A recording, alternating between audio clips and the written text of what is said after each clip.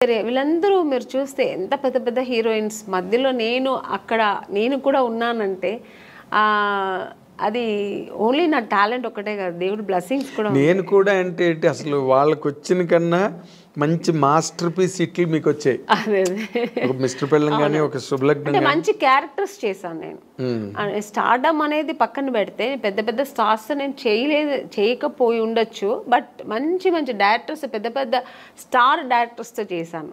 అవును, అంటే బాపు గారు పేరు చెప్తేనే తెలియని ఎవరు అసలు బాపు గారి సినిమానా. పైగా ఆయన సినిమాల్లో హీరోయిన్స్ బాగా అవును ఫ్రేముల్లాగా గీసి మరి అందంగా చూపిస్తారు, అందరు లేని వాళ్ళు కూడా అందంగా చూపిస్తారు ఆయన, అది ఆయన అన్నమాట. అలాగే కె విశ్వనాథ్ గారు, కె రాఘవేంద్రరావు గారు, దాసనారాయణరావు గారు, కృష్ణారెడ్డి గారు, ఇలాంటి వాళ్ళు డైరెక్టర్స్ అంతా చేసే అవకాశం, మంచి మంచి క్యారెక్టర్స్ చేసే అవకాశం, మంచి పడినాయి. అది నా గాడ్ గ్రేస్. అదే ఇందాక ఇప్పుడు మీరు ఇంతమంది హీరోయిన్ లిస్ట్లో మీకు బాగా క్లోజ్ ఫ్రెండ్స్ అని చెప్పుకునే వాళ్ళు ఎవరండి? నాకు ఎందుకంటే మీకు ఆ ఫ్రెండ్షిప్ అన్న యాంగిల్ చాలా తక్కువ. అవునండి, నేను ఎక్కువ ఫ్రెండ్స్ ఎక్కువ మెయింటైన్ కాదు, నేను ఎవరితో ఎక్కువ మాట్లాడను కాబట్టి మూవ్ అవ్వను. సో అందుకని నేను ఎక్కువ అలా మూవ్ అయ్యి మాట్లాడే ఒక హీరోయిన్ సౌందర్య గారు.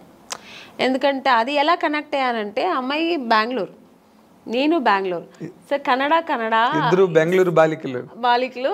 తర్వాత ఆ టైంలో మేము దగ్గర 3-4-5 పిక్చర్స్ కలిసి చేసాం మేము. సో చేసినప్పుడు అన్న చెల్లెలు, అమ్మ దొంగ, ఇలా చేసామన్నమాట. అది చేసినప్పుడు మేమిద్దరు ఆల్మోస్ట్ మా కాంబినేషన్ ఉండేది, ఇద్దరు పక్కన పక్కన కూర్చొని, ఆ అమ్మాయి కూడా ఒక కిడ్ లాగే, ఇంకా వేరే ఏం ఉండదు ఆలోచన. మా కన్నడ సినిమా సాంగ్స్ పాడుకుని, ఆ కన్నడ మాట్లాడడం అనేది అమ్మాయికి నా మీద ఎక్కువ ప్రేమ వచ్చేసింది, నాకు ఆ అమ్మాయి మీద ప్రేమ వచ్చింది, కన్నడ సాంగ్స్ మాట్లాడడం, ఇలా కనెక్ట్ అయ్యాం అనమాట. అయ్యి అలాగా తన పర్సనల్స్ నాకు చెప్పుకోవడం, నా పర్సనల్స్ అమ్మాయి చెప్పుకోవడం.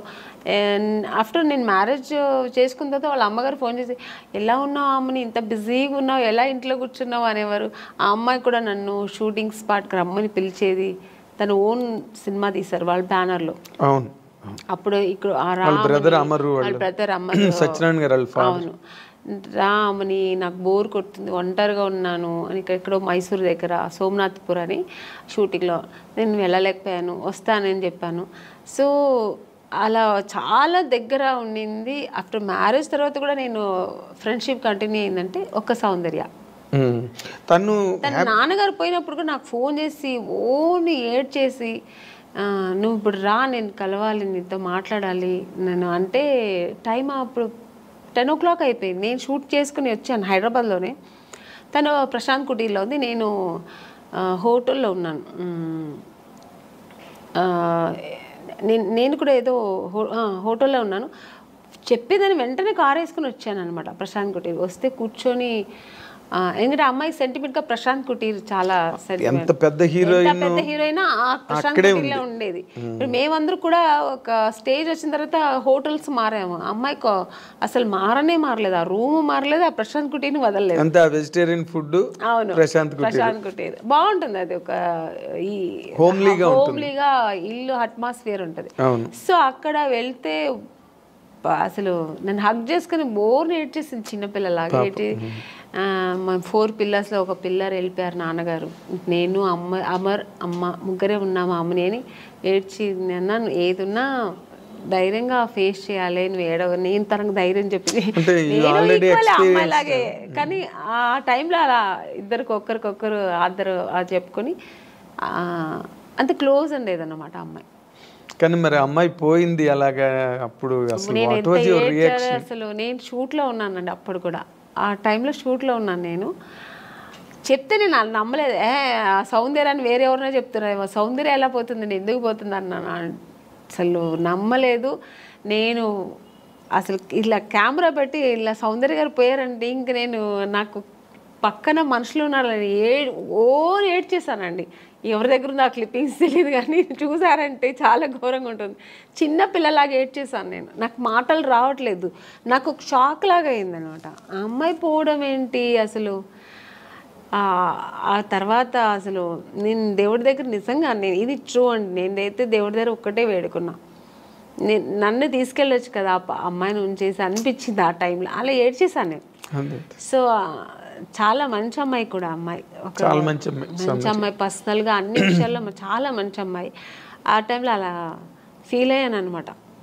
ఇప్పుడు అమ్మాయిని తలుచుకున్న రోజు ఉండదు నాకు. ఎప్పుడైనా సినిమాలు వస్తే, తన సినిమాలు చూస్తుంటే ఏడుపు వచ్చేస్తుంటుంది. నేననే కాదండి, అందరికీ సౌందర్య అంటే చాలా ఇష్టం. ఎందుకంటే అమ్మాయి ఎప్పుడు ఎవరిని ఒక్క మాట కామెంట్ చేయడం కానీ లేకపోతే ఇంకోళ్ళని క్రిటిసైజ్ చేయడం కానీ ఉండదండి. ఆల్మోస్ట్ మీలాగే ఇద్దరు కనుక త్రాసులు వేస్తే అలాగే మంచి మంచి క్యారెక్టర్స్ చేసింది, మంచి ఆర్టిస్ట్, ఒక అమూర్ లాంటి సినిమా చేసింది, మంచి మంచి సినిమాలు వేసింది అలా. కానీ అమ్మాయి ఒక మంచి లైఫ్ చూడలేకపోయింది కదా అనిపించింది. వాస్ షీ హ్యాపీ అండి బిఫోర్ మ్యారేజ్ ఆల్సో? హ్యాపీ అండి. అమ్మాయి చల్లిమ యాక్చువల్గా అమ్మాయికి అలా ఉండడం ఇష్టం. సినిమా ఇంట్రెస్ట్ తక్కువ అండి. తను నాన్నగారు చెప్పారని హీరోయిన్ అయింది, కానీ తర్వాత తనకి ఇంట్రెస్ట్ వచ్చి తర్వాత చేసింది, అది వేరు. తన ఇష్టం ఏంటంటే మామూలు మన ఒక లైఫ్ ఉంది కదా, మ్యారేజ్ చేసుకోవాలి, మనం మామూలు ఒక సామాన్యులు మనుషులాగా ఉండాలని, హౌస్ వైఫ్ లాగా మన అందరిలా ఉండాలని చాలా ఇష్టపడేది నాకు తెలుసు అమ్మాయి. అలాంటి ఒక లైఫ్ ఆ అమ్మాయి అనుభవించకుండా వెళ్ళిపోయింది. సినిమాలో అంత ఎదిగిన అమ్మాయి ఒక పర్సనల్ లైఫ్ అనుభవించకుండా వెళ్ళిపోయింది అనేది తలుచుకుంటే చాలా బాగా. జగపతి బాబుని చేసుకుంటుందని ఒక టైంలో లేదండి, అసలు ఆ జగపతి బాబు గారికి ఆ థాట్ లేదు. ఆయనకు ఆల్రెడీ మ్యారేజ్ అయ్యి పిల్లలు ఉన్నారు. ఆయన అలా లేదు. జగపతి బాబు గారికి సౌందర్య అంటే రెస్పెక్ట్, అట్ ఎ టైం ఆయనకు చాలా ఇష్టం కూడా అమ్మాయి అంటే. ఆర్టిస్ట్గా మంచి ఆర్టిస్ట్, వాళ్ళు బ్యానర్లో చాలా చేసిన సినిమా 2-3 సినిమాలు ఏదో చేసింది అనుకో. సో అంతే తప్ప అలాంటివి లేదు. సౌందర్యకైతే అసలు ఆ థాటే లేదండి, అస్సలు లేదు.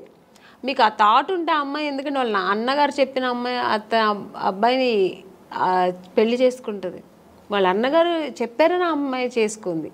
వాళ్ళ అన్నగారు చెప్పి ఏ మాట, నాన్నగారు ఉన్నంత వరకు నాన్నగారు మాట వినేది. చిన్నపిల్లలాగే అండి వాళ్ళ ఇంట్లో. నెక్స్ట్ అమ్మకి కూతురులాగే ఉండేది తప్ప చెల్లెలాగా ఉండేది కాదు. అమ్మరు ఏం చెప్తే అది వినేది.